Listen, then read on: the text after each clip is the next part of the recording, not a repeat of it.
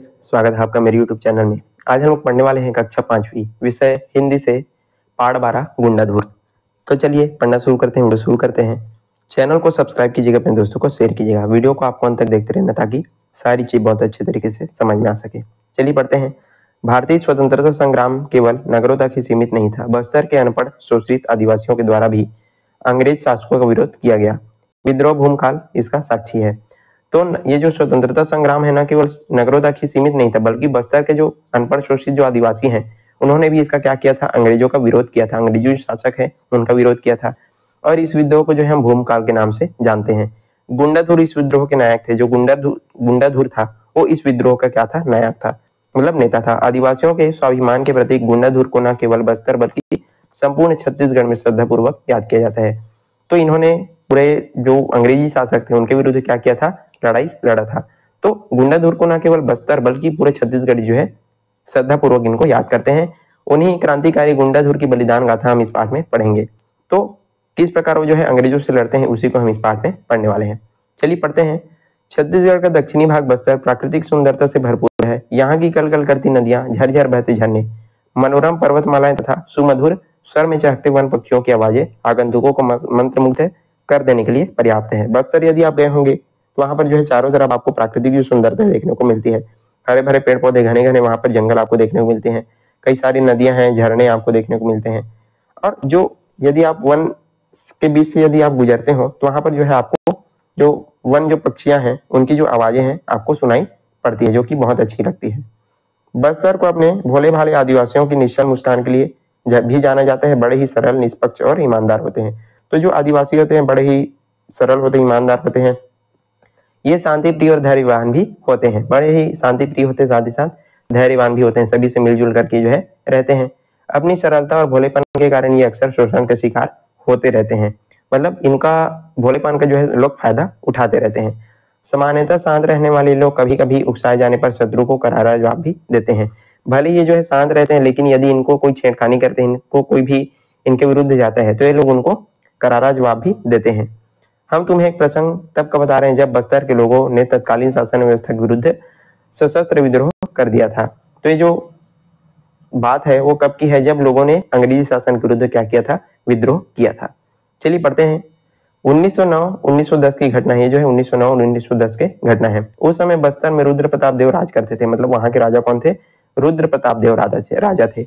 यद्यपि 1903 में वे बालिग हो गए थे, परंतु ब्रिटिश शासन ने 1908 में उन्हें शासक जो है घोषित किया और वहां अपना एक दीवान नियुक्त कर दिया। तो ये जो रुद्र प्रताप देव थे 1903 में ही बालिग हो गए थे, राजा बनने के योग्य हो गए थे, लेकिन 1908 में जो है उनको जो है ब्रिटिश सरकार में, जो अंग्रेज सरकार है, 1908 में उनको जो है राजा घोषित करते हैं और अपना एक दीवान जो है नियुक्त कर देते हैं। मतलब अंग्रेजों ने अपना एक दीवान जो है नियुक्त कर दिया। यह दीवान था बैजनाथ पंडा, जो अंग्रेजों का पिट्ठू था। दीवान का क्या नाम था, बैजनाथ पंडा था, जो अंग्रेजों का पिट्ठू मतलब अंग्रेजों के इशारे पर चलने वाला था। वह अपने बेतुके आदेशों से प्रजाजन की मुश्किलें बढ़ा देता, उनका मनमाना शोषण करता, उन पर अत्याचार करता था। तो जो बैजनाथ पंडा था लोगों को बहुत जो है अत्याचार करता था, उन पर मनमाना शोषण करता था और बहुत सारा अत्याचारी जो है वहां के आदिवासियों पर करता था। राज परिवार के लोगों में से राजा के चाचा लाल कालेंद्र सिंह और रानी राजा के सौतेली मां सुवर्ण कुमार जनता में काफी लोकप्रिय थे। मतलब ये जो है काफी अच्छे लोग थे। मतलब जो राजा के जो चाचा थे, कौन, चाचा लाल कालेंद्र सिंह और उनकी सौतेली मां सुवर्ण कुमार, लोग इनको काफी पसंद करते थे। वे भी अंग्रेजों के शोषण और दीवान बैजनाथ पंडा की कुटिल नीतियों से त्रस्त थे। तो ये लोग भी जो है अंग्रेजों के शोषण से परेशान थे और साथ ही साथ जो बैजनाथ पंडा था उनकी नीतियों से ये लोग भी बहुत परेशान हो गए थे। उन पर बहुत अच्छे अत्याचार किया जाता था। बस्तर के अधिकांश निवासियों की आजीविका वन पर आधारित थी। वन से प्राप्त वस्तुओं से वे अपने जीवन यापन करते थे। तो हम सभी लोग जानते हैं कि आदिवासी जो लोग हैं वन पर जो है आश्रित होते हैं। ये जो है जनों की जो है रक्षा भी करते हैं। तो सारी इनकी जो आजीविका थी वन पर आधारित थी। वन से जितना भी प्राप्त चीजें होती थी उन्हीं से ये जो है जीवन यापन करते थे। वन पर उनका एक अधिकार था, पर दीवान बैजनाथ पंडा ने ऐसी नीति अपनाई जिसके कारण वन पर उनका अधिकार सीमित हो गया। तो बैजनाथ पंडा क्या करता है कि वन पर पूरा इनका अधिकार जो है समाप्त कर देता है। कोई भी आदिवासी वन में नहीं जा सकता ऐसा करके। वे अपनी आवश्यकताओं की छोटी छोटी वस्तुओं के लिए तरसने लगे। जंगल से दातुन पत्तियों तक तोड़ने के लिए उनको सरकारी अनुमति लेनी पड़ती थी। अब इन्होंने नियम बना दिया बैजनाथ पंडा ने कि आपको कोई भी चीज वहां से जंगल से लाना है तो आपको सरकार की अनुमति लेनी पड़ेगी, ऐसा करके। इधर रियासत के अधिकारी और कर्मचारी प्रजाजनों के दुहार करते हैं, उन्हें राजा से मिलने नहीं देते थे। तो जितने भी यहाँ पर जो अधिकारी जो कर्मचारी थे, सारे लोग जो है अत्याचार करते थे लोगों पर और उनको जो है राजा से भी मिलने नहीं देते थे। व्यापारी, सूदखोर और शराब ठेकेदार लोगों का बहुत शोषण करते थे। यह सब दीवान बैजनाथ पंडा की नीतियों और आदिवासियों के भोलेपन का कारण हो रहा था। तो ये सारी चीजें कौन करवा रहा था? बैजनाथ पंडा करवा रहे थे, और जो आदिवासी थे उनके भोलेपन का जहाँ पर फायदा उठा रहे थे। अब क्या होता है, धीरे धीरे जनता में असंतोष पनपने लगा। अब लोग जो है चुपचाप सहन कर रहे थे, लेकिन कब तक सहन करते? ये जो है अपना अब आवाज उठाने के लिए रेडी हो जाते हैं। 1909 में जनता ने लाल कालेंद्र सिंह और रानी सुवर्ण कुमार के साथ एक सम्मेलन किया। वे हजारों की संख्या में इंद्रावती नदी के तट पर एकत्रित हुए। तो 1909 में सारे जो वहां के लोग हैं वो लाल कालेंद्र सिंह, मतलब जो राजा के चाचा जी, और उनकी जो सौतेली माँ रानी सुवर्ण कुमार, इनके साथ जो है सम्मेलन करते हैं, सभा करते हैं, और हजारों की संख्या में जो है इंद्रावती नदी के तट पर एकत्र होते हैं। उनके हाथों में धनुष बाण, भाले और फरसे थे। सभी ने इस सम्मेलन में संकल्प लिया कि दीवान बैजनाथ पंडा और अंग्रेजों का दमन और अत्याचार के विरुद्ध संघर्ष करेंगे और उन्हें जड़ से उखाड़ फेंकेंगे। तो सारे लोग क्या करते हैं, संकल्प करते हैं कि अब जो है हम नहीं सहेंगे, ये जो बैजनाथ पंडा है और जो अंग्रेज है उनको हम यहाँ से भगा देंगे, अब इनका अत्याचार हम नहीं सहेंगे, ऐसा करके। इस सम्मेलन में सर्वसम्मति से एक उत्साही युवक गुंडाधुर का विद्रोह का नेता चुना गया।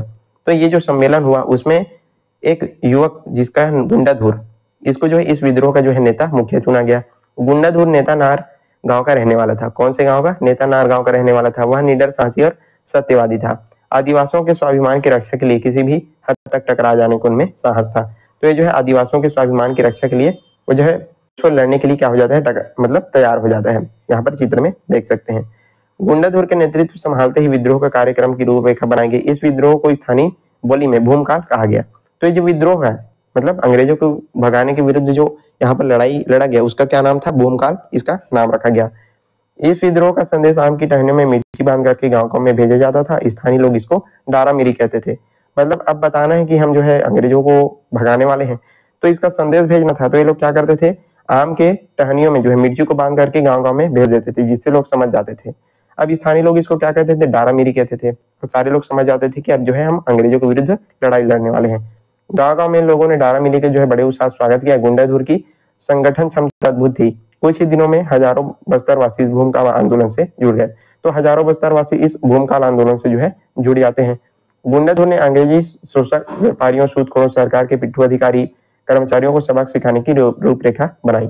अब ये लोग जो है रूपरेखा बनाते हैं कि हमको ये सारी चीजें करनी है, इनको यहाँ से भगाना, ऐसा करके जो है प्लान बनाते हैं। गुंडाधुर की योजना के अंतर्गत अंग्रेजों के संचार साधनों को नष्ट करना, सड़कों पर बाधाएं खड़ी करना, थानों एवं अन्य सरकारी कार्यालयों को लूटना और उनमें आग लगाना शामिल थे। ये लोग क्या करते थे, सड़कों पर जो है बाधा खड़ी कर देते थे। जो भी थाना वगैरह था, सरकारी कार्यालय था, वहां पर जो है लूटपाट करते थे, उनको आग लगा देते थे। अब क्या होता है, 2 फरवरी 1910 को सबसे पहले बस्तर की ऐतिहासिक भूमकाल की शुरुआत होती है। 2 फरवरी 1910 को ये जो भूमकाल आंदोलन है उसकी शुरुआत होती है।